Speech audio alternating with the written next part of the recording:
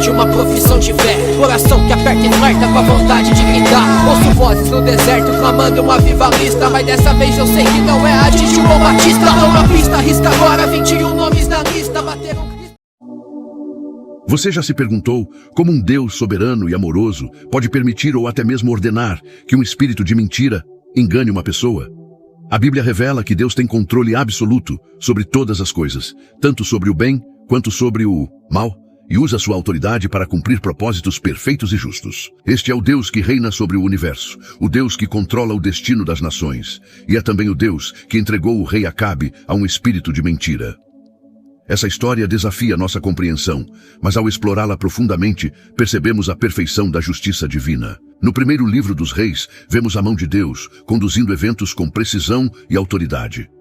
É aqui que compreendemos um dos aspectos mais intrigantes da soberania divina.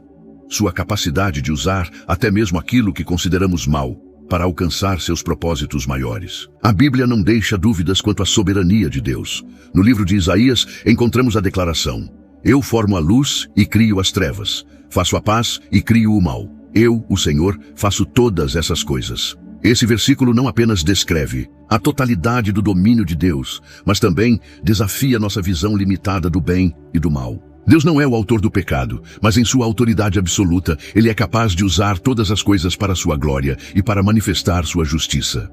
O caso do rei Acabe é um exemplo marcante dessa soberania. Um rei conhecido por sua maldade, sua idolatria e seu desprezo pelos mandamentos divinos. Ele escolheu deliberadamente seguir caminhos de iniquidade, rejeitando as advertências de Deus. No entanto, a justiça divina não falha. Deus o entregou a um espírito de mentira, permitindo que sua rebeldia fosse o instrumento de sua própria queda. O livro de Jó também nos oferece um vislumbre dessa soberania. Quando Satanás buscou permissão para testar Jó, Deus permitiu, mas estabeleceu limites claros. Isso nos lembra que até mesmo os atos das forças malignas estão subordinados à autoridade divina. Em tudo, Deus governa com propósito, sem perder o controle sobre qualquer aspecto da criação. Por que Deus faria isso? Para muitos, a ideia de um espírito de mentira parece contradizer o caráter amoroso de Deus. Mas é exatamente aqui que a justiça divina se revela em sua plenitude. Quando os homens persistem em rejeitar a verdade, Deus os entrega às consequências de suas próprias escolhas. A carta aos Romanos declara: por isso Deus os entregou às concupiscências de seus corações. Esse ato de entrega não é caprichoso, mas uma manifestação justa do julgamento de Deus sobre aqueles que escolhem o pecado. No contexto do rei Acabe, vemos que Deus estava exercendo seu julgamento justo sobre um homem que havia ultrapassado todos os limites da perversidade. A história nos transporta para uma sala celestial, onde Deus, em sua soberania, pergunta: quem enganará Acabe para que suba e caia em Ramote Gileade? Essa pergunta nos faz refletir sobre como Deus utiliza todas as coisas, até mesmo um espírito de mentira, para trazer à luz sua justiça. A soberania divina não apenas controla eventos históricos, mas também abrange os aspectos mais profundos de nossa vida espiritual. É impossível ignorar que a história de Acabe aponta para algo maior, um Deus que nos chama a uma escolha. Ele nos oferece a verdade, mas quando escolhemos a mentira, somos entregues às consequências de nossas decisões. À medida que exploramos os eventos que levaram ao julgamento de Acabe, começamos a compreender que Deus não é apenas o Criador do universo, mas o juiz de toda a terra. Sua justiça é perfeita, mesmo quando ela desafia nosso entendimento limitado. O caso de Acabe é um convite para examinarmos nossas próprias vidas. Estamos escolhendo a verdade ou nos inclinando para o engano? É nesse ponto que o cenário celestial começa a se revelar. O julgamento sobre Acabe foi um ato deliberado de Deus, planejado com precisão. A sentença estava decretada, mas como ela seria executada? Deus reuniu seu conselho celestial, um vislumbre da corte divina onde decisões eternas são tomadas. O destino de Acabe estava sendo selado, e cada detalhe dessa história nos conduz ao reconhecimento da soberania de Deus sobre tudo o que existe. Quem foi o rei Acabe e seu reinado de maldade? O rei Acabe é uma das figuras mais notórias da história de Israel, conhecido como o governante mais perverso que já sentou no trono do Reino do Norte. Seu nome está associado a práticas abomináveis, idolatria e corrupção espiritual, que marcaram um período de grande decadência moral na história do povo escolhido por Deus. Mas quem foi Acabe e por que suas ações provocaram tanto a ira divina? Acabe, filho de Onri, herdou um reino já marcado por práticas pagãs, mas foi durante seu reinado que a idolatria alcançou níveis sem precedentes. O livro de 1 Reis declara: "E fez Acabe, filho de Onri, o que era mal aos olhos do Senhor, mais do que todos os que foram antes dele. A aliança que ele fez ao se casar com Jezabel, filha de Etbaal, rei de Sidom, foi o início de sua ruína. Jezabel trouxe consigo a adoração a Baal e a Zerá, dois dos deuses pagãos mais adorados na região, e Acabe não apenas tolerou, mas incentivou esses cultos. Acabe construiu altares para Baal em Samaria e introduziu práticas de sacrifícios humanos, algo que o Senhor abominava profundamente. A Bíblia nos mostra como ele liderou o povo ao pecado, desviando-os do Deus verdadeiro. Sob sua liderança, os profetas do Senhor foram perseguidos e mortos, enquanto Jezabel assumia um papel ativo em silenciar qualquer voz que se levantasse contra seus ídolos. Uma das histórias mais trágicas e emblemáticas do caráter de Acabe é o assassinato de Nabote. Nabote possuía uma vinha ao lado do palácio do rei em Jezreel.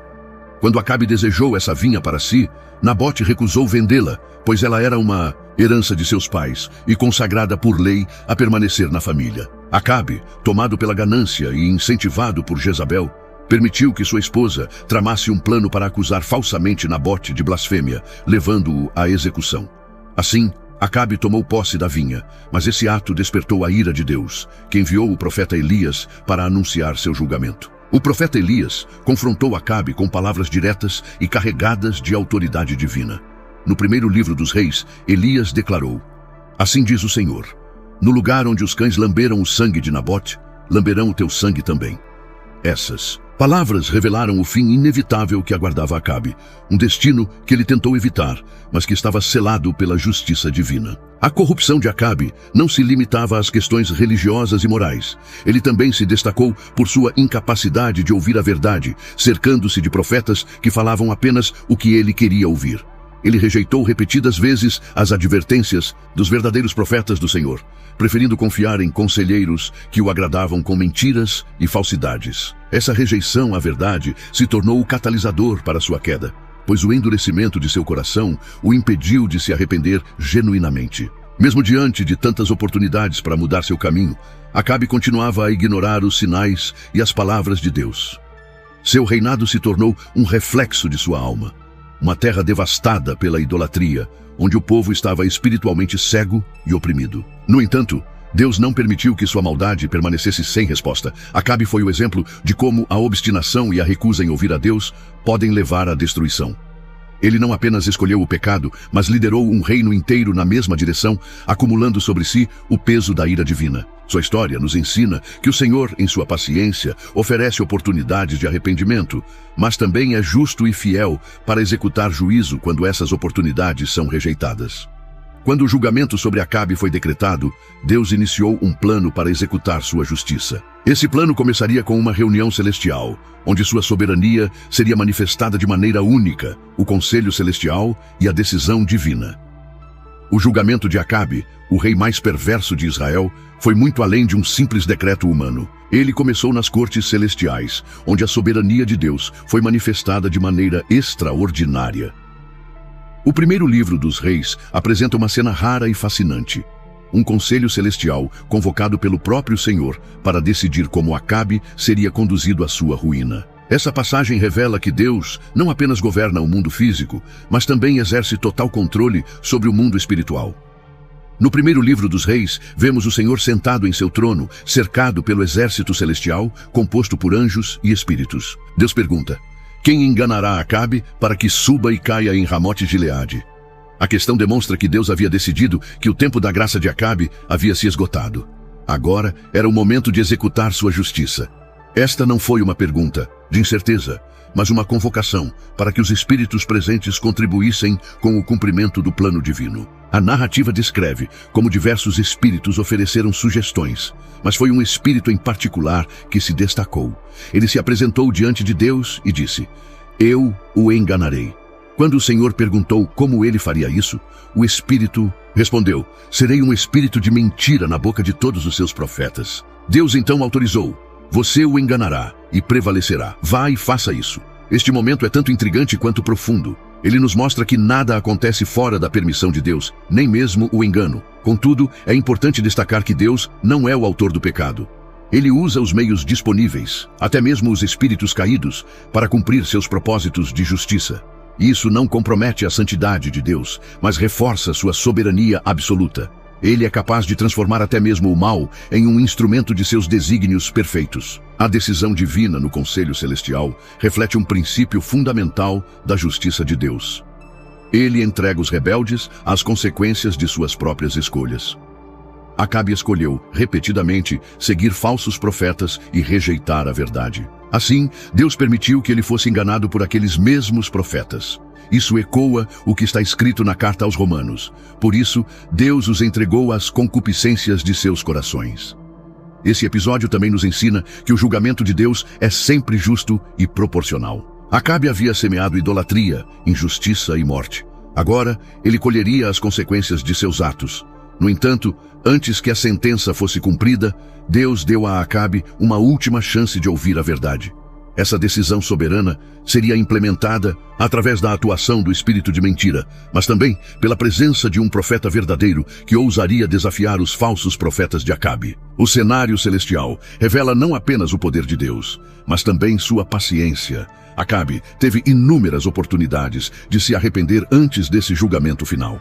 O profeta Elias, por exemplo, já havia advertido Acabe sobre sua maldade, especialmente após o assassinato de Nabote. Mas como Acabe endureceu seu coração, o momento da colheita havia chegado. A convocação do Conselho Celestial nos lembra que Deus está sempre no controle.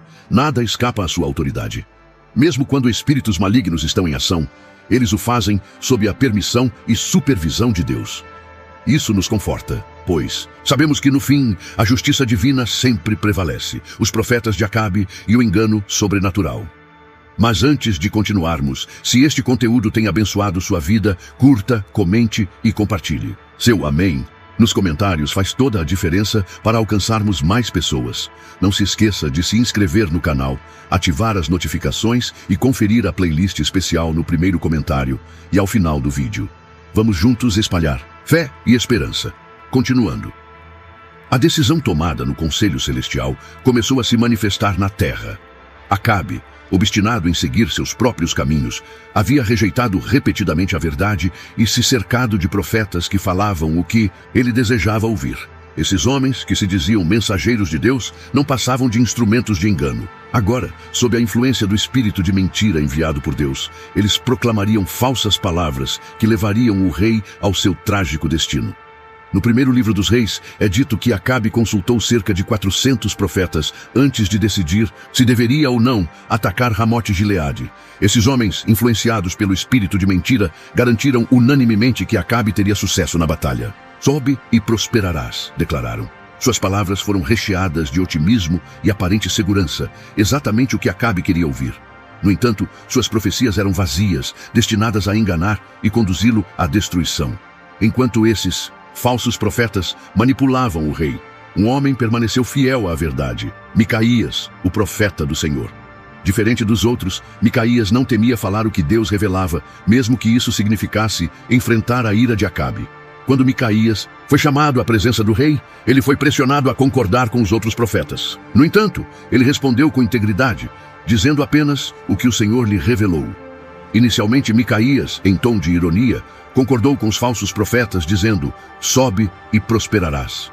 Essa resposta sarcástica irritou Acabe, que insistiu para que ele falasse a verdade. Micaías, então, revelou a visão que Deus havia lhe dado. Ele descreveu o Conselho Celestial e o espírito de mentira que fora enviado para enganar os profetas de Acabe.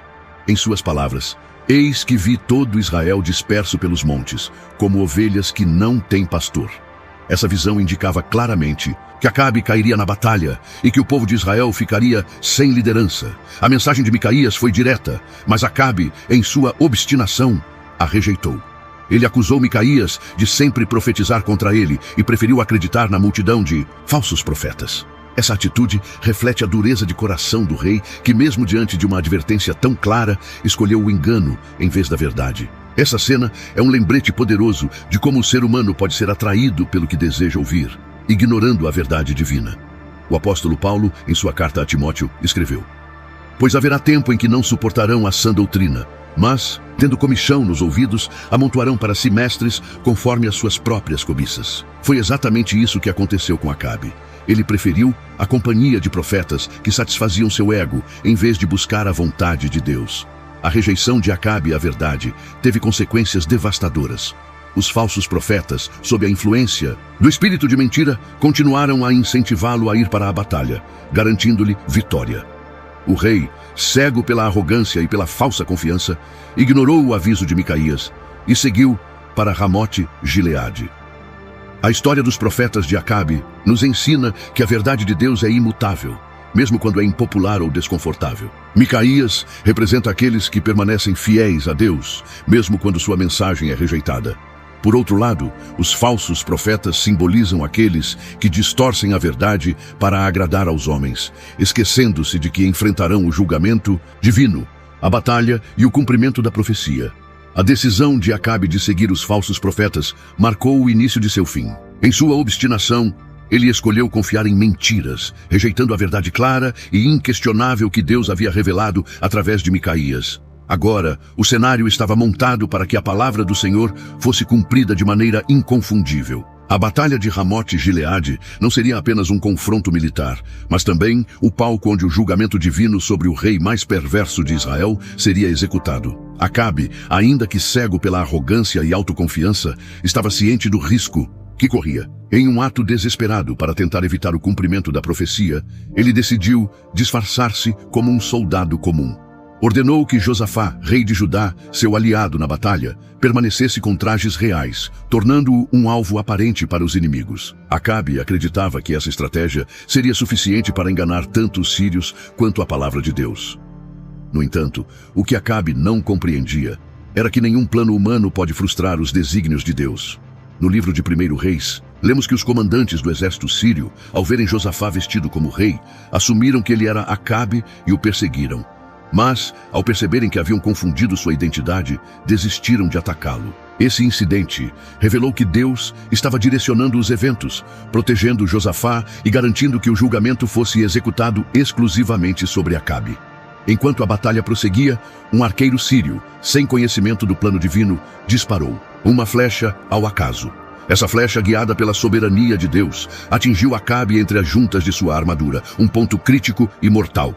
O que parecia ser um disparo fortuito era, na verdade, o cumprimento preciso da palavra do Senhor. O rei, gravemente ferido, foi retirado do campo de batalha, mas ordenou que continuassem lutando até o final do dia. A cena de Acabe ferido em sua carruagem é um retrato da fragilidade humana diante da soberania divina. Enquanto ele agonizava, o sangue escorria de sua ferida e manchava a carruagem. No fim do dia, o rei morreu, e seu corpo foi levado de volta para Samaria. Ali, os servos lavaram sua carruagem em um tanque próximo, e os cães lamberam seu sangue exatamente como o profeta Elias havia predito. Assim se cumpriu a palavra do Senhor, declara o primeiro livro dos reis. Essa frase encapsula a essência dessa história. Cada detalhe, desde a flecha disparada ao acaso, até os cães lambendo o sangue de Acabe, ocorreu conforme Deus havia dito. Não houve falhas, atrasos ou desvios. A justiça divina foi executada com perfeição. Essa narrativa nos ensina que ninguém pode escapar do julgamento de Deus. Acabe tentou de todas as formas evitar seu destino, mas a palavra do Senhor é infalível. O salmista escreve: os céus e a terra passarão, mas a tua palavra permanece para sempre. Esse é o poder da soberania divina, que rege tanto o destino dos reis quanto os eventos mais aparentemente aleatórios. Além disso, a morte de Acabe serve como um lembrete de que Deus é fiel, tanto em suas promessas de bênção quanto em seus decretos de juízo. Ele não esquece a injustiça, nem deixa impune o pecado. O assassinato de Nabote, a idolatria promovida por Acabe e sua rejeição, a verdade foram pesados na balança divina e a sentença foi executada sem falhas. A narrativa da batalha de Ramote Gileade é também uma advertência para todos nós. Assim como Acabe, podemos nos enganar pensando que podemos evitar as consequências de nossos pecados. Mas Deus vê todas as coisas e traz à luz o que está oculto. É por isso que o apóstolo Paulo nos adverte: não vos enganeis, Deus não se deixa escarnecer. Tudo o que o homem semear, isso também colherá. A morte de Acabe marcou o cumprimento do julgamento divino, mas porque Deus escolheu usar um espírito de mentira para realizar sua justiça? Vamos explorar o propósito por trás dessa decisão celestial e o que ela revela sobre o caráter de Deus. O propósito divino por trás do espírito de mentira. A morte de Acabe e o cumprimento exato da profecia divina levantam uma questão intrigante. Por que Deus escolheu usar um espírito de mentira para enganar os falsos profetas e conduzir Acabe à destruição? Para muitos, a ideia de Deus permitir o uso do engano pode parecer contraditória à sua santidade. No entanto, ao aprofundarmos o entendimento teológico, percebemos que essa ação revela não apenas a soberania de Deus, mas também sua justiça perfeita. Em primeiro lugar, é importante destacar que Deus não é autor do pecado. Em sua santidade, ele jamais cria o mal, mas permite que forças já inclinadas à desobediência cumpram seus propósitos divinos. No caso de Acabe, Deus usou um espírito maligno como instrumento de juízo. Isso é consistente com o que o apóstolo Paulo escreve em sua carta aos Romanos. Por isso, Deus os entregou às concupiscências de seus corações. Essa entrega não é um ato de criação do pecado, mas uma permissão para que os homens colham as consequências de suas escolhas. Acabe havia rejeitado a verdade inúmeras vezes. Ele perseguiu os profetas do Senhor, estabeleceu cultos idólatras e endureceu seu coração contra Deus. Como resultado, Deus o entregou ao engano que ele mesmo escolheu. Essa decisão divina é um exemplo claro do princípio de semeadura e colheita. Acabe semeou engano, idolatria e rebeldia, e sua colheita foi a ruína. No primeiro livro dos Reis, vemos o espírito de mentira se apresentar diante de Deus no conselho celestial.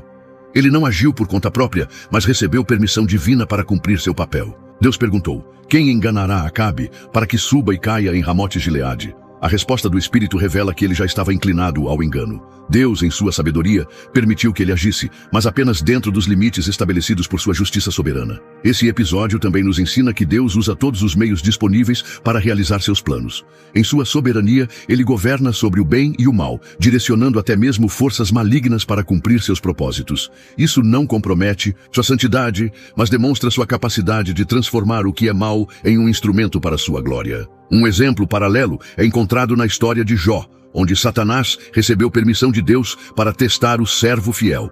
Embora as ações de Satanás fossem motivadas pelo mal, o resultado final foi a glorificação de Deus e o fortalecimento da fé de Jó. A escolha de usar um espírito de mentira para enganar Acabe também destaca a seriedade do pecado. Deus havia enviado Elias e outros profetas para advertir Acabe, oferecendo-lhe várias oportunidades de arrependimento. No entanto, ele persistiu em sua rebeldia. Quando o espírito de mentira foi autorizado a agir, isso marcou o ponto em que a graça de Deus deu lugar ao juízo. Essa transição é vista em toda a Escritura, como em segunda carta aos Tessalonicenses, onde Paulo escreve: por isso Deus lhes envia um poder enganador, para que creiam na mentira. Essa entrega ao engano é reservada para aqueles que rejeitam continuamente a verdade e escolhem a injustiça. Outro aspecto importante é a demonstração de que Deus é fiel às suas promessas, sejam elas de bênção ou juízo. No caso de Acabe, Deus havia declarado que sua maldade seria julgada. O espírito de mentira foi apenas um meio para cumprir essa sentença.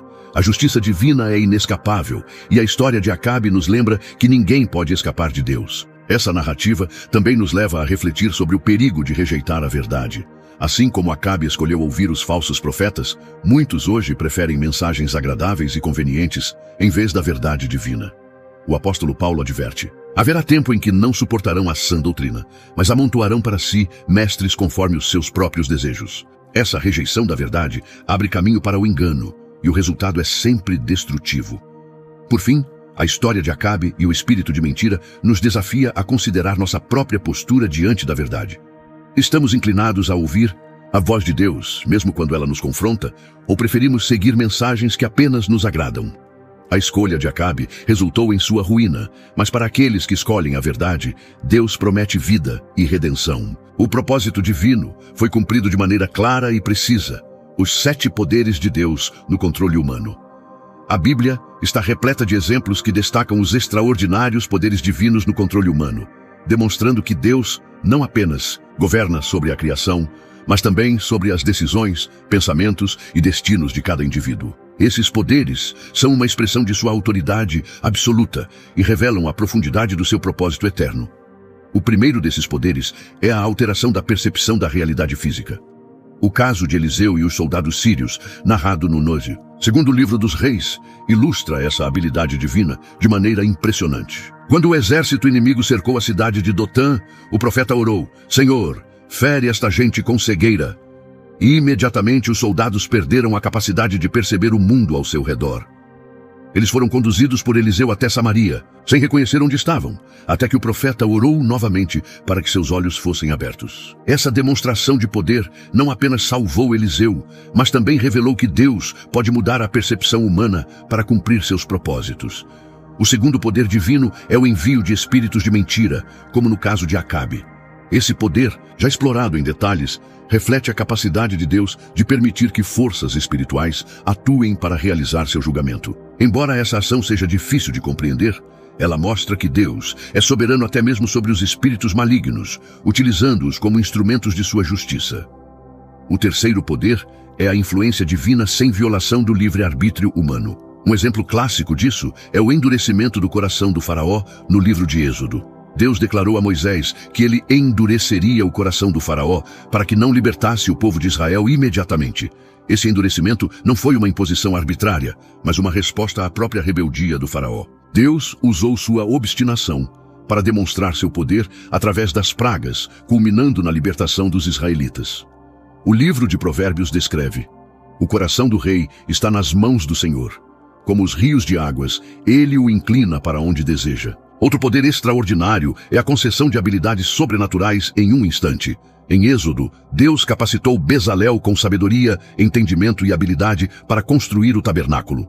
Em 1 Reis, Salomão recebeu sabedoria excepcional para governar Israel. E no livro de Atos, os apóstolos foram cheios do Espírito Santo no Pentecostes, falando em línguas que nunca haviam aprendido. Esses eventos mostram que Deus pode equipar seus servos com dons extraordinários para cumprir sua vontade. O quinto poder divino é a limitação da capacidade humana de compreensão. Isso é evidente no ministério de Jesus, quando ele falava em parábolas. Em Mateus, Jesus explicou que usava parábolas para que os líderes religiosos corruptos não compreendessem suas palavras. Essa ação foi o cumprimento de uma profecia de Isaías. Eles ouvirão, mas não entenderão. Verão, mas não perceberão. Esse poder demonstra que Deus, em sua soberania, pode impedir que aqueles que rejeitam a verdade a compreendam, como parte de seu juízo. O sexto poder é a perda do senso de lógica e sanidade humana. A história do rei Nabucodonosor, registrada no livro de Daniel, é um exemplo notável. Por causa de sua arrogância, Nabucodonosor foi reduzido a uma condição animalesca, vivendo como uma besta do campo. Deus retirou temporariamente sua sanidade para humilhá-lo e mostrar que o Altíssimo governa sobre os reinos dos homens. No final do período de provação, Nabucodonosor reconheceu a soberania de Deus e foi restaurado. O sétimo e maior poder de Deus é a transformação espiritual e mental da natureza humana. Quando uma pessoa aceita a Cristo, Deus realiza uma obra sobrenatural, tornando-a uma nova criatura.